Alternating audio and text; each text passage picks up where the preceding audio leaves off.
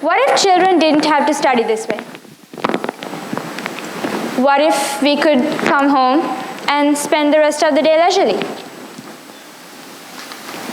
What if we only had to work and learn in school? And what if we could come home and enjoy ourselves? Like sports, games, spiritual activities, and family QT. And if we could do that, then how? My name is Tharinya, and I will be telling y'all that if we put our thinking caps on, it is not impossible to find a practical and pertinent way to do this. And that is, of course, using the emerging technology. All right, let me get straight to the point.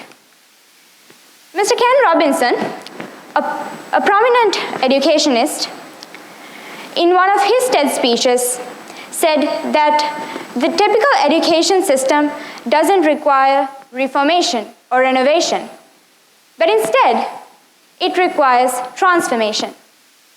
And this transformation, I believe, is becoming closer and closer with the dawn of artificial intelligence and virtual reality. So, the big question is, how do we employ technology to learn effectively during school hours? Enjoy ourselves when we come back home. And finally, show excellent results in our exams.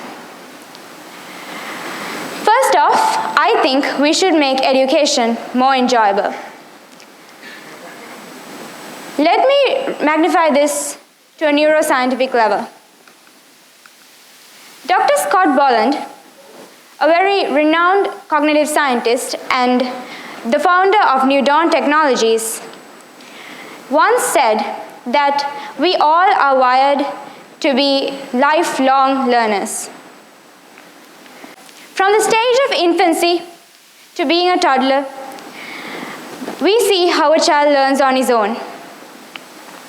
Simple things like crawling, walking, and even crying. Now, I have a question for all of you. While this is known as learning as well, we refer to coming across a new science theory in school as learning as well.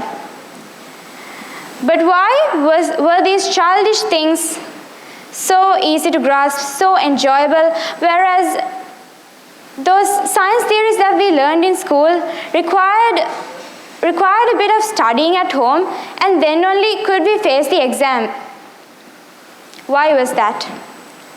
The reason behind this is very simple. This is mainly because we learned crawling, walking, and such by self-directed exploration and play.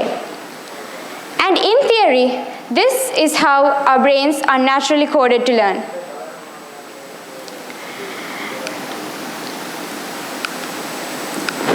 Whereas the science theory wasn't really taught to us, wasn't really explored by us.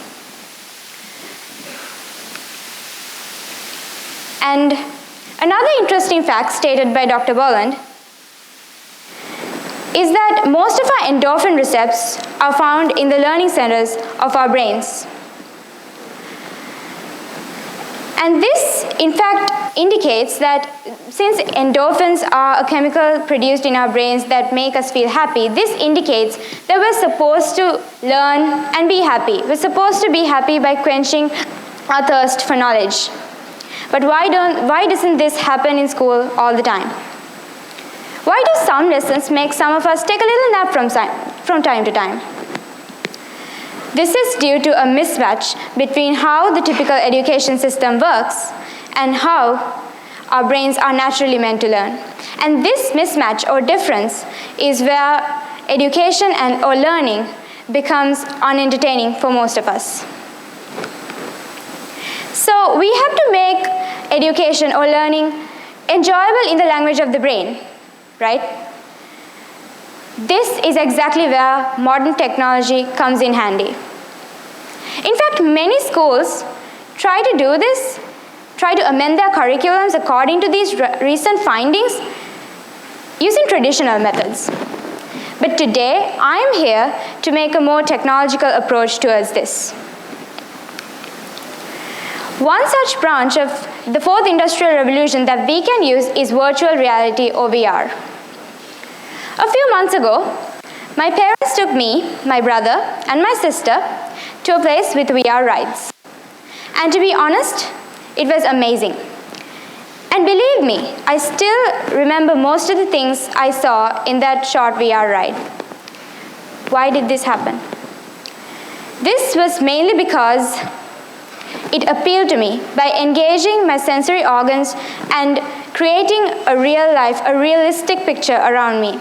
So I figured if we could do this same thing in a classroom setting, bring our lessons to life, make it feel more realistic, perhaps we could make education and learning much more easier and entertaining as well. Because by using VR, we let students explore and learn instead of spoon-feeding them. And the additional ultimate benefit is that since the content is fixed into the mind of a child then and there, no extra time is consumed at home trying to memorize books and study notes. Another way in which we can eliminate the extra time consumption at home memorizing for your exams is by using artificial intelligence or AI. This method, in fact, ensures that and reassures that after students learn with VR, they will remember all the content that they need to for an exam. So for this, we need to do a bit of a field survey in every subject a student is taught: math, sciences, geography, history, English, and so on. We need to collect and analyze all the exam papers carefully, done within, say, the last 3 years. And taking science as an example, if we find that a large number of students have done particularly poorly at a section such as DNA structures and their formation, perhaps, we now know that this area needs to be more stressed upon. And with this collected data, we can make a software. We can create an AI-based program which can be used to conduct AI-based e-learning. Recent research also suggests that spaced repetition is in fact the best method of testing a child's knowledge, which is basically holding continuous tests every week or so. And many schools try to stick to this initiative using paper-based exams. But I'm talking about taking that to the next level as well. I'm talking about eliminating the paper and using technology instead. So in this case, it's a very simple theory. Firstly, teachers observe students in the classroom and monitor and analyze their contributions and participation during lessons, because their contributions and participation is actually indicative of whether or not and the degree of familiarity of a student's understanding. Next, these daily observations will be entered by the teachers into an AI-based system which can be developed in such a way that it can assess the levels of students based upon their performance during classes. And finally, students will be issued a personal username and password where they can log into this program and complete a set of questions meant for them according to the areas that they've been struggling with. And using this theory, schools can now analyze how students progress day by day.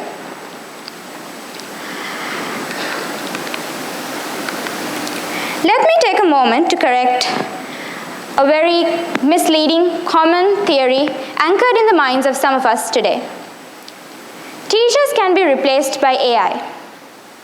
Anyone over here who agrees with this statement? Please tell me genuinely.